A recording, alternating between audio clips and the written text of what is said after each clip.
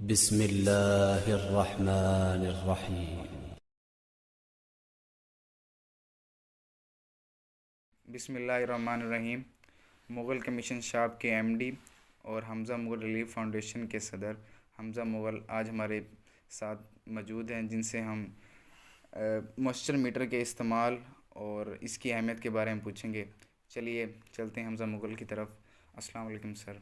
वालेकुम अस्सलाम वरहमतुल्लाहि वबरकातुहू। सर, जैसा कि आपको पता है कि मीटर जो है वो व्यापारियों मॉइस्चर मीटर जो है वो व्यापारियों के लिए बहुत अहमियत रखता है।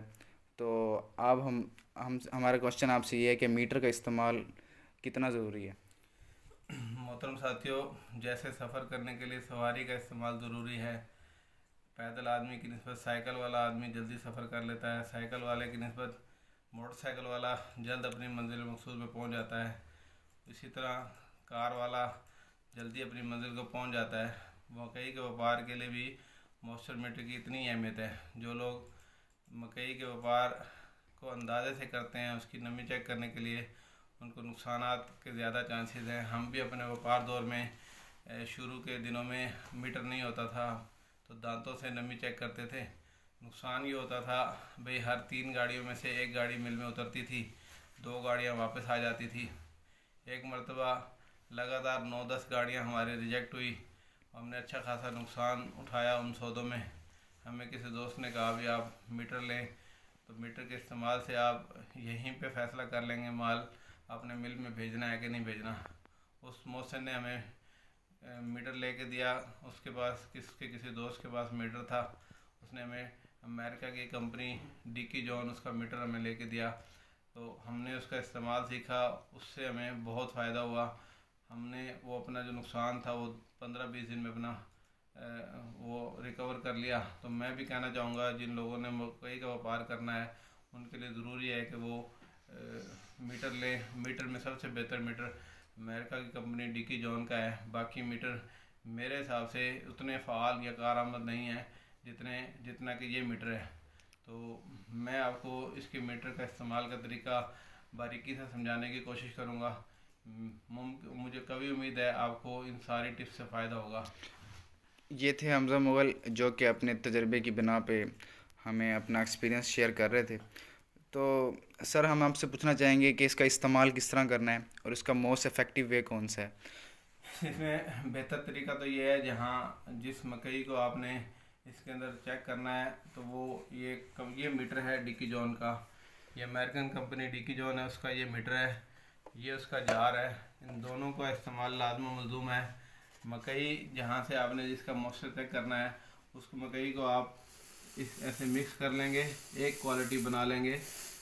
बग़ैर क्वालिटी बनाए आप मकई का मॉइस्चर चेक ना करें, एक दड़ा बनाएं। इसमें आपने ख्याल ये करना है भाई इस मकई में मिट्टी ना हो।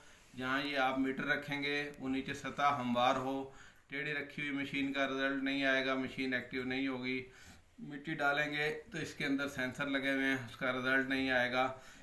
आपने मकई डायरेक्ट उठा के मुट्ठी से इसमें नहीं डालनी। अगर मुट्ठी से इसमें डालेंगे तो जिसका रिज़ल्ट आना है वो दुरुस्त नहीं आएगा। तो ये छोटी छोटी एहतियातें आप लाजमी करेंगे। सबसे पहले आप मकई को इस जार में डालेंगे। ये आप मकई इस जार में डाल के इसको मुकम्मल भर लेंगे। मीटर पे ऑन ऑफ का स्विच लगा हुआ है, ऑन ऑफ का स्विच ऑन करेंगे, मीटर अपना प्रोसेस पूरा करेगा। मीटर ऑन होने के बाद इसमें प्रोडक्ट का निशान आ रहा है। इसमें बहुत सारी चीज़ें उनकी नमी चेक की जा सकती है। इसमें हमारी ज़रूरत इस वक्त मकई की है तो इसमें मकई प्रोडक्ट लगी हुई है, ऑलरेडी पहले से लगी हुई है। हम इसके होम को टेस्टिंग पे डालेंगे। टेस्टिंग की मीटर अपना प्रोसेस पूरा कर रहा है, इंतज़ार करेंगे। फिर इस जार को इसके ऊपर उन्होंने मीटर ख़ुद आपकी रहनुमाई कर रहा है। ये कह रहा है अभी फिल सेल आप इस जार को फिल करें। इस जार को आपने सबसे पहले इस मीटर के ऊपर रखना है। फिर इसके नीचे उन्होंने इसको मकई को नीचे छोड़ने के लिए एक गेज लगाई हुई है, उससे छोड़ें। ये अब आपकी मकई इसमें डल गई है। अगर इसी प्रोसेस पे आप इसको आगे प्रोसेस करेंगे आपका रिज़ल्ट दुरुस्त नहीं आएगा। कंपनी ने इस जार के साथ इक्वलेटर दिया हुआ है, इसकी ऊपरी सतह बराबर होना ज़रूरी है। आप इस इक्वलेटर से इस सतह को बराबर करेंगे, मकई की सतह को। इसके जो बनाने वाले साइंटिस्ट हैं उनका कहना यह है भी इसकी ऊपर वाली सतह हमवार होनी चाहिए, ना इस गेज से नीचे हो ना इससे ऊपर हो। अगर इससे नीचे होगी तो आपका मॉइस्चर ज़्यादा शो करेगा, अगर इससे ऊपर होगी तो मॉइस्चर कम शो करेगा। लिहाजा आपको इसका पूरा रिजल्ट लेना है तो इसका ऊपर वाला बैलेंस बराबर होना ज़रूरी है। इसके बाद आप इसके प्रोसेसिंग बटन को दबाएंगे तो ये अपना प्रोसेस पूरा करेगा। इसमें ये 10, 12, 15 सेकेंड का टाइम लेता है। जी देखें, इस मकई का मॉइस्चर 13.4 आया है। ये इसका पूरा प्रोसेस है मॉइस्चर चेक करने का। इसमें एहतियाती तदाबीर आपकी यही हैं भी आपने इसमें मिट्टी वाला माल नहीं डालना। इस मीटर को रोज़ाना की बुनियाद पे टिश्यू पेपर से साफ़ करना है। इस मशीन को गिरने नहीं देना, इस मशीन पे पानी नहीं डलने देना। ये आपका एसिड है, कास्टली आइटम है, लगभग पौने 2 लाख रुपए की मशीन है। तो ये आपका टूल है, टूल से कारोबार करना, टूल से कोई काम करना निहायत आसान है। तो मैं मकई का व्यापार करने वाले सब दोस्तों को कहूँगा कि अगर उन्होंने व्यापार करना है मकई का तो इस मीटर को लाजमी ले लें और इस मीटर को ख़रीदने के बाद इसका इस्तेमाल का तरीका भी सीखें। अंदाज़ा ना लगाएं, दूसरों की बातों में ना आएँ और अपना एहतियाती तदाबीर ज़रूर इख्तियार करें। इसके अलावा मैं ये कहना चाहूँगा मैं मकई की लोडिंग भी एक फ़न है। उस फ़न को सीखने के लिए बजाय कि खुद नुकसान करके सीखा जाए, किसी सीनियर दोस्त के साथ, किसी सीनियर व्यापारी के साथ कुछ अर्सा रह के लोडिंग को सीखा जाए। माल लोड करने से पहले बेहतर है अभी आपका जितना भी माल है उसका एक ढेर किया जाए। ढेर करने के बाद उसको बेलचा लगाया जाए, उसकी डस्ट, उसकी रॉ मटेरियल तुक्का फुका उसका उड़ाया जाए, एक कैटेगरी करके लोड किया जाए और उसका बारदाना अच्छा इस्तेमाल किया जाए, उसकी सिलाई सही की जाए।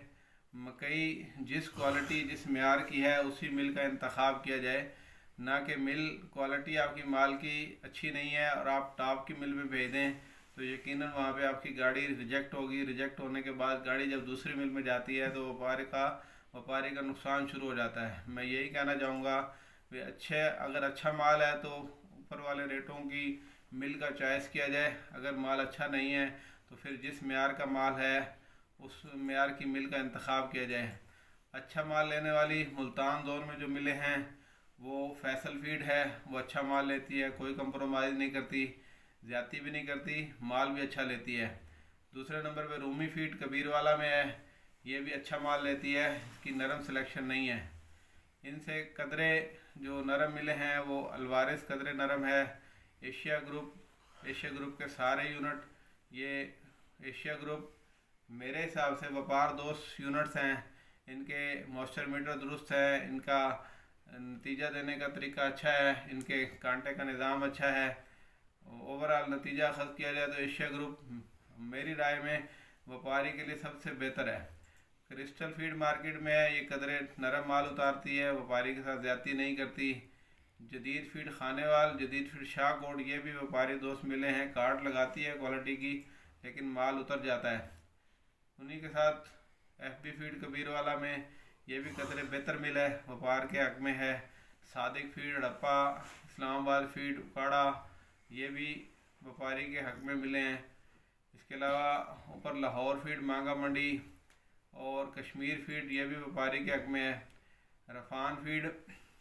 रफ़ान फूड जो है वो इदारा अच्छा है लेकिन मिसमैनेजमेंट है, कोई गाड़ी बगैर रिश्वत के नहीं उतरती। बड़े अफसोस के साथ कहना पड़ रहा है, उनका मल्टीनेशनल इदारा है लेकिन उनकी गिरफ्त अपने मुलाजमीन पे कम है। उनकी लेबर के लोग ब्लैकमेल करते हैं, माल अच्छा है तब भी आपकी गाड़ी रिजेक्ट कर दी जाती है। फ़ोन किया जाता है, अभी 20,000 रुपये दें, 10,000 रुपये दें, आपकी गाड़ी उतार ली जाएगी। मिसमैनेजमेंट की वजह से हमने तो बाइकाट किया हुआ है, लगभग 2 साल से हमने एक गाड़ी भी रफ़ान फीड को नहीं भेजी है। तो जो इदारे अच्छे इदारे हैं उनके साथ काम किया जा सकता है। व्यापारियों से भी गुजारिश करूँगा कि लोडिंग को मजाक ना समझा जाए, व्यापार करना है तो सीरियस लिया जाए। मैंने अपने ज़िंदगी के निचोड़ ये भी निकाला है भी जिन लोगों की मकई के व्यापार में रफ्तार थोड़ी है वो टेस्ट क्रिकेट खेलते हैं तो वो नफ़ा कमाते हैं। जब वो T20 या वनडे की तरह मकई का व्यापार करना चाहते हैं तो नुकसान होता है। जल्दबाजी में ज़्यादा लोडिंग करवाने के चक्कर में गलत फैसले होते हैं। व्यापारी लेबर को कह के चला जाता है मैं XYZ काम जा रहा हूँ, मकई लोड करा लेना। लेकिन होता यह है अभी लेबर वालों को लोडिंग से गर्ज होती है, मकई के व्यापार से या व्यापारी के नुकसान से उनको कोई सरोकार नहीं होता। वो आखिर वाले जो 20 30 50 गट्टू हैं वो मेल चोन के सारे गाड़ी की पिछली तरफ लगा देते हैं। मैं ये अर्ज़ करना चाहूँगा जो आपकी गाड़ी में सबसे पीछे माल लगा होता है वो आपका बेहतरीन माल होना चाहिए, क्योंकि पहला सैंपल आपकी गाड़ी के बैक से और छप्पर से होना होता है। तो जो लोग एहतियात करते हैं वो जब माल की भराई शुरू होती है अपना सबसे बेहतर माल भर के अलहदा खड़े कर लेते हैं। गाड़ी लोड होने के बाद पीछे वाली थप्पी और ऊपर लगाते हैं, ताकि कम से कम गाड़ी का पहला सैंपल होकर गाड़ी अंदर चली जाए, तो ये व्यापारी के हक में है। दूसरा सैंपल बाद गाड़ियों का होता ही नहीं है, अगर होता है तो बम्बू सिलेक्शन होती है। बम्बू सिलेक्शन में काफ़ी हद तक नरमी होती है। तो ये छोटी छोटी टिप्स हैं, अगर इन पे हमारे व्यापारी दोस्त नज़रसानी करें, बारीकी से देखें, तो यकीनन उनको फ़ायदा हो सकता है। ये थे हमज़ा मुग़ल जो अपने वसी तजर्बे की बिना पे हमें मॉइस्चर मीटर और अपने तजर्बे को बयान कर रहे थे। बहुत शुक्रिया सर आपका।